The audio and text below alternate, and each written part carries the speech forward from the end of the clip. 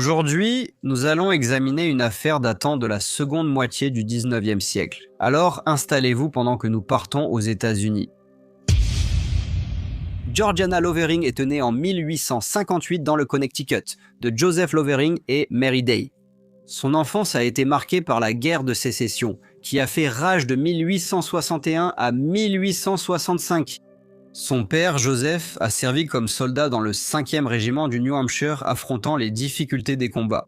Lorsque la guerre a pris fin, il est rentré chez lui, mais il était très malade et il est décédé peu de temps après. Cette perte fut un choc pour Georgiana et sa mère, déjà en difficulté avec leurs moyens limités. Elle dépendait d'une modeste pension du gouvernement et du peu de revenus que Marie parvenait à gagner en travaillant aussi souvent qu'elle le pouvait. Elle vivait dans un petit cottage à 3 km de Northwood. Bien que Georgiana soit fille unique, la maison n'était pas solitaire. La maison appartenait à ses grands-parents qui y vivaient, ainsi que sa cousine de 18 ans, Adeline Whitham. Georgiana fréquentait l'école du village où elle était la préférée des professeurs. Vive et jolie, elle était aussi bien connue dans la communauté locale. Quand elle faisait les courses pour sa mère, elle saluait tout le monde avec un sourire amical, laissant toujours une bonne impression. En juin 1872, le grand-oncle de Georgiana vint vivre avec eux, un homme nommé Franklin Evans. Il avait 64 ans et était un personnage plutôt étrange. Ayant grandi dans le New Hampshire, il avait eu une vie mouvementée, changeant souvent d'endroit. Au fil des années, il avait passé du temps dans plusieurs villes à travers les États, notamment Manchester, Concord, Allenstown, Derry et Candia.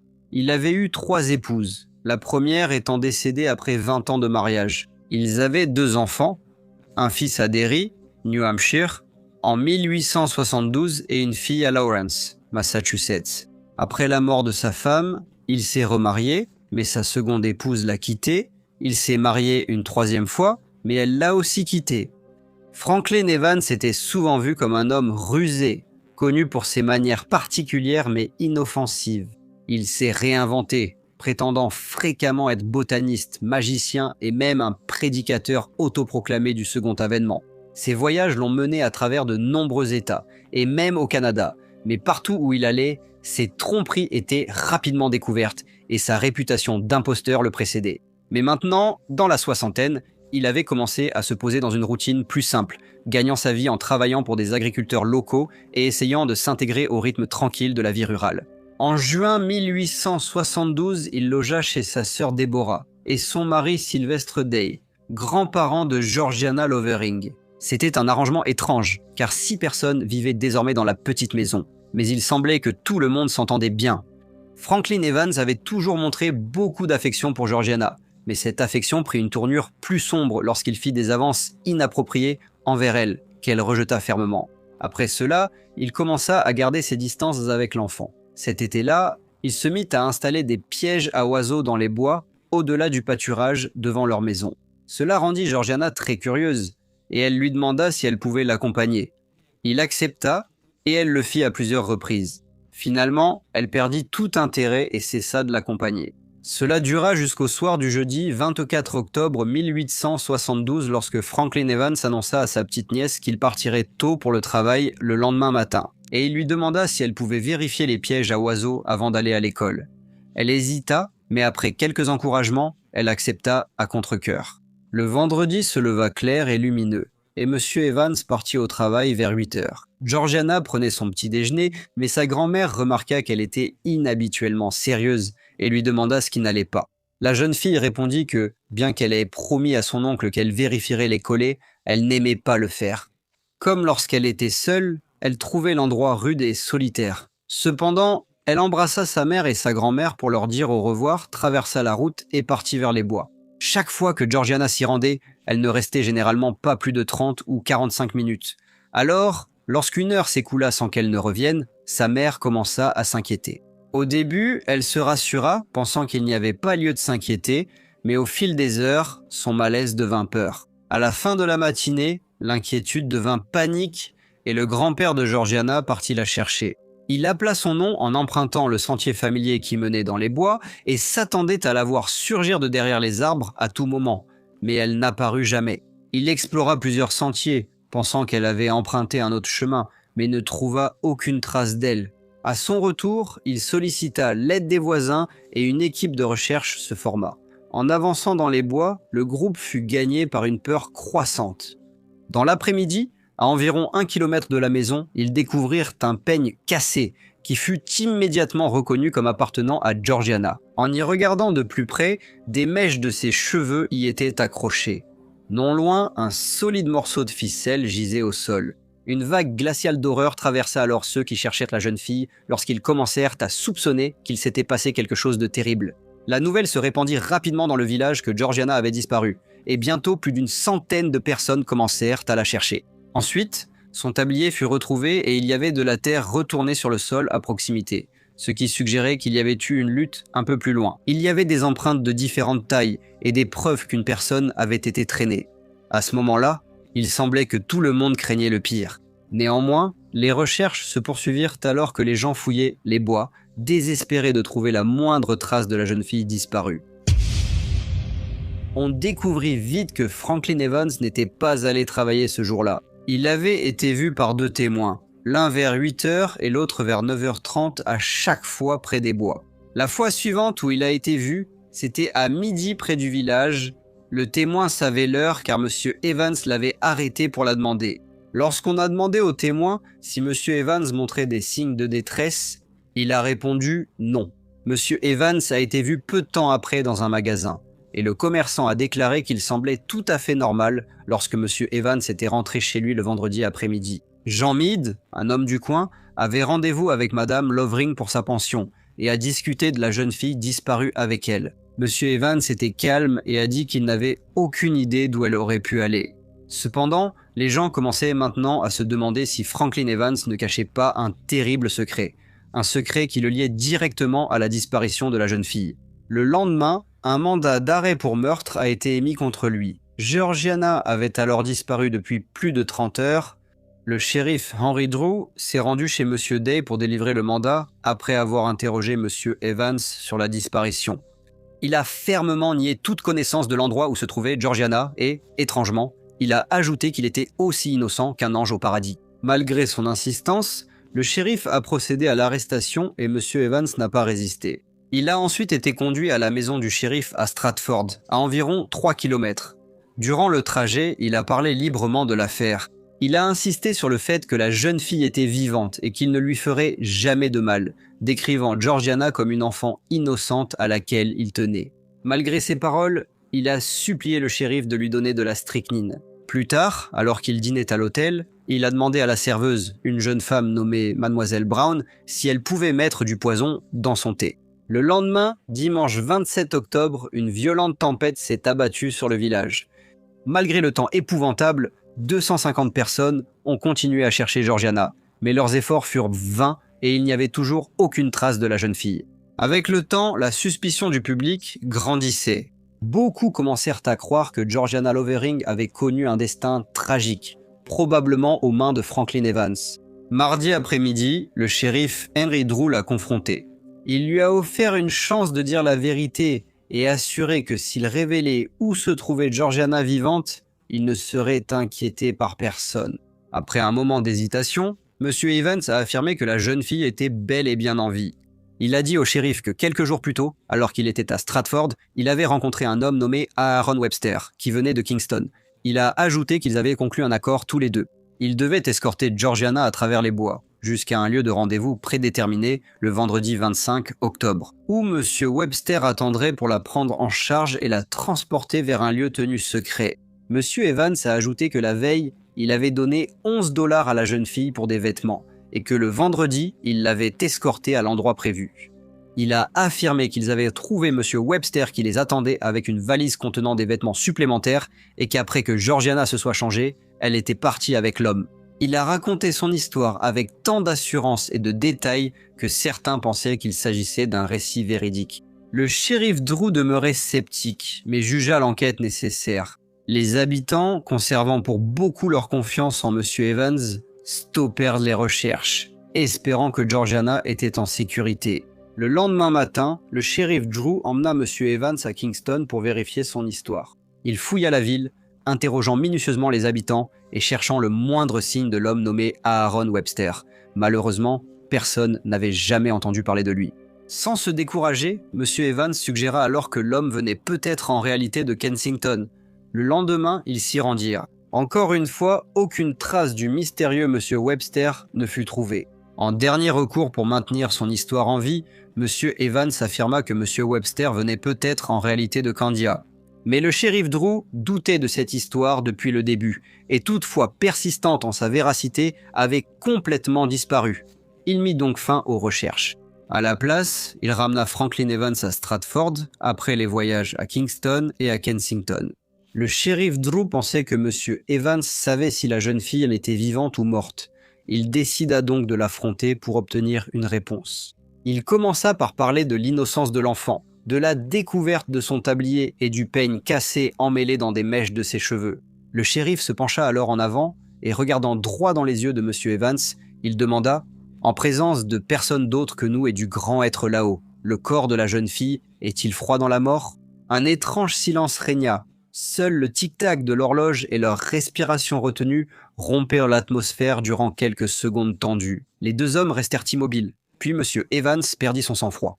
Son visage pâlit, ses mains tremblèrent, et d'une voix à peine audible, il dit « C'est Monsieur Drew, j'ai mal agi. » Sans hésiter, le shérif répondit avec la même autorité calme qu'il avait maintenue tout au long et dit « Viens avec moi et montre-moi où elle est. » Monsieur Evans acquiesça après un court silence, sans doute effrayé à l'idée d'être emporté par la foule.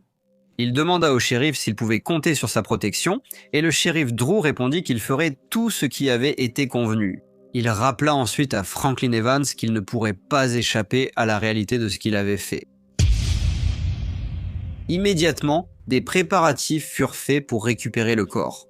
Le shérif Drew informa sa femme qu'il partait avec M. Evans, et il lui demanda d'aller chez un voisin nommé Alonzo Tuttle et de lui demander d'aller chercher M. E. J. Parchley, car les deux hommes devaient le rejoindre dans les bois, là où la jeune filleule avait disparu.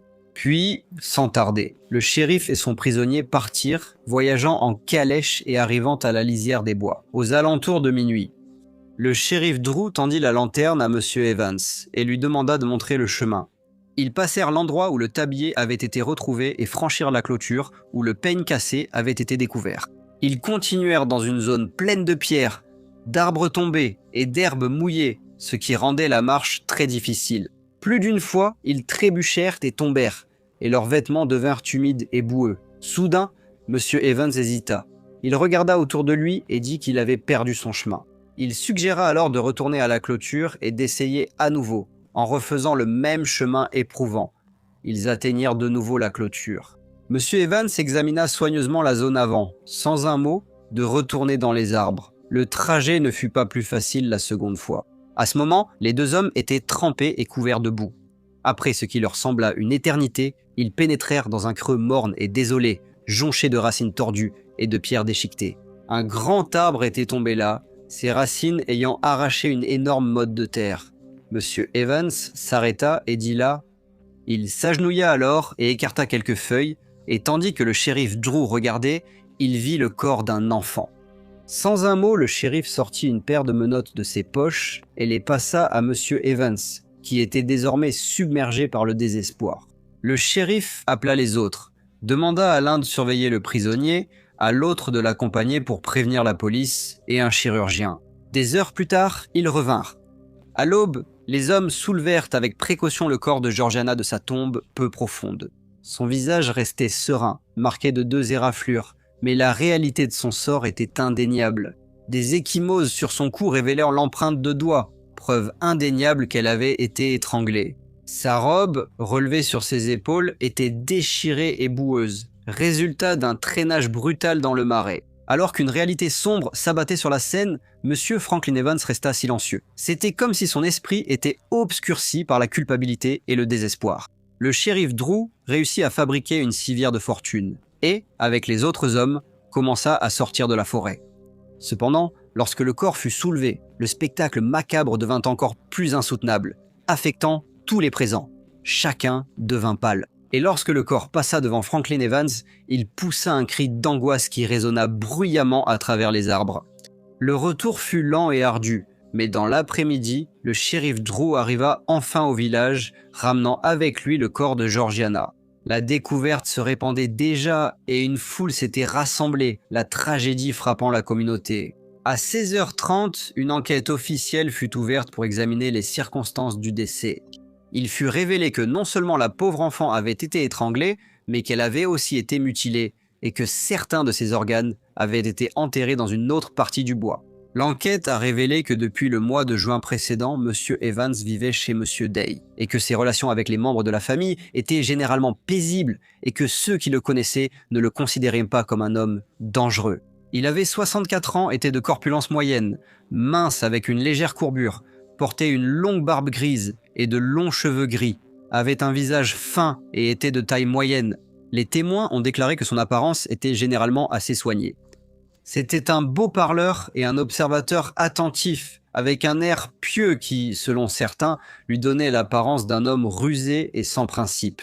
L'enquête a conclu qu'il avait tué Georgiana Lovering et Franklin Evans a été placé en détention en attendant son procès. Au cours des mois suivants, M. Evans a insisté sur son innocence, affirmant que c'était l'homme qu'il connaissait sous le nom de Webster qui avait tué la jeune fille et l'avait payé pour l'aider à dissimuler le corps.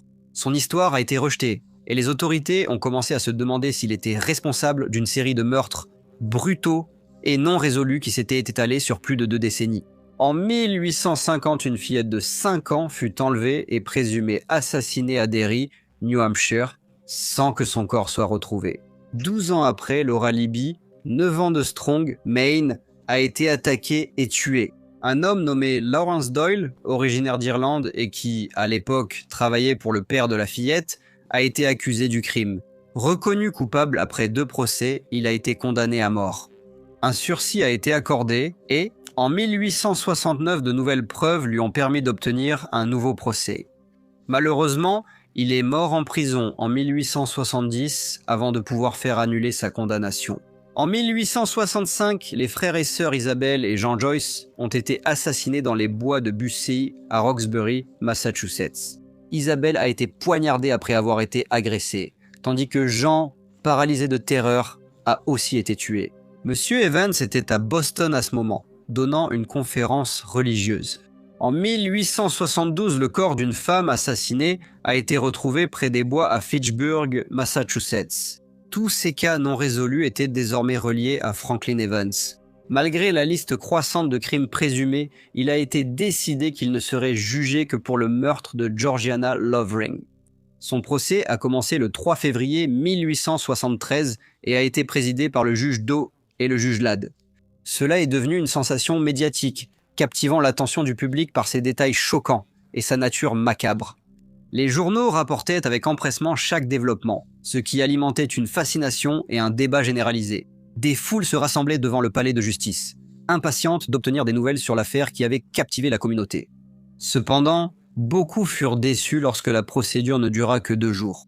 Monsieur Evans avait déjà avoué sa culpabilité au shérif Drew et l'avait conduit jusqu'au corps le dernier jour. Il a tenté de se pendre dans sa cellule, mais un gardien l'en a empêché. Il a ensuite été enchaîné puis ramené au tribunal. Mais cela a donné à la défense l'occasion de soutenir que leur client était en réalité fou, affirmant que ses actes avaient été dictés par une forme de folie. La défense a dressé le portrait d'un homme submergé par des délires, espérant convaincre le jury qu'il était incapable de comprendre la gravité de son crime. Le psychiatre de l'accusation, cependant, a fermement réfuté ces affirmations et a fourni des preuves que l'accusé était pleinement conscient de ses actes et n'avait montré aucun signe de folie. Il a témoigné que le comportement de l'accusé était cohérent avec celui de quelqu'un agissant avec une pleine lucidité mentale, ce qui a sapé les arguments de la défense. Lorsque le jury s'est retiré pour délibérer, il n'a mis que 30 minutes avant de revenir avec un verdict de culpabilité. Franklin Evans a alors été condamné à la pendaison en attendant son exécution. Il a reçu la visite d'un avocat nommé U.F. Pillsbury, qui avait été envoyé par le gouverneur pour l'interroger au sujet du meurtre de Laura Libby en 1862. Monsieur Evans a nié toute implication, affirmant qu'il n'avait jamais connu la jeune fille ni sa famille. Cependant, un témoin a contredit cette affirmation en déclarant que les parents de la jeune fille fréquentaient la même église que Monsieur Evans et qu'il avait dîné plusieurs fois chez eux. Quelques jours après, le shérif Drew l'a interrogé sur les meurtres. Joyce de 1865 Cette fois, il a vaguement suggéré qu'il pourrait en être responsable, mais il n'a fait aucun aveu direct à l'approche de son exécution. Il faisait des rêves et des visions très vifs que certains journaux reliaient à tous les crimes non résolus. Pourtant, il gardait le moral, convaincu qu'il serait gracié. Il a dit que son seul regret était de ne pas s'être pleinement consacré à prêcher sa foi. Franklin Evans n'a pas été gracié, et à l'approche de la date de son exécution, il a rédigé une confession dans laquelle il admettait les meurtres de Georgiana Lovering et de l'enfant Mills, âgé de 5 ans. Il a dit qu'à l'automne 1850, vivant à Salem, il était allé à Derry où il avait découvert par hasard la maison de M. Mills. Il a trouvé une enfant malade et, pensant qu'elle ne survivrait pas aux prochaines nuits, l'a emmenée dans les bois pour une opération. Mais en raison de son mauvais état et submergé par la culpabilité, il l'a étranglée et l'a enterrée sous la souche d'un marronnier. Il a dit être retourné dans la région, mais sans réussir à retrouver l'endroit où il avait enterré la petite fille. Il a également avoué des vols et des fraudes, mais a nié tout autre meurtre. Il a demandé qu'après son exécution, son corps soit vendu à la faculté de médecine du Dartmouth College et que l'argent revienne à son fils. Le 18 février 1874, Franklin Evans a lu sa confession à haute voix et a fait ses adieux à ses enfants. Il a ensuite été pendu. Ce soir-là, son corps fut envoyé à Dartmouth, où le docteur H. Crosby l'a disséqué, selon le souhait de M. Evans. Sa confession a été publiée intégralement dans les journaux de toute la région. Bonjour à tous et merci beaucoup de m'écouter. Comme d'habitude, n'hésitez pas à laisser vos commentaires ou retours et j'espère vous retrouver tous dans le prochain Briefcase.